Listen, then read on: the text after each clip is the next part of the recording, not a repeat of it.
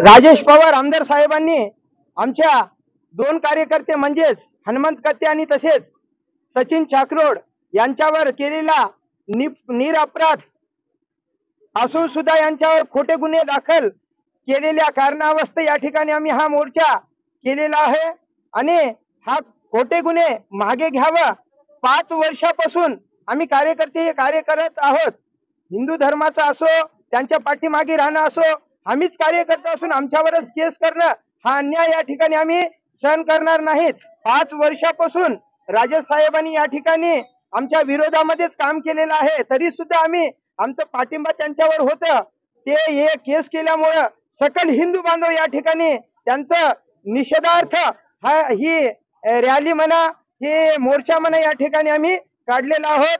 हा केस केलेला गुन्हा पुनश्च रिटर्न घ्यावा, त्याची माफी मागावं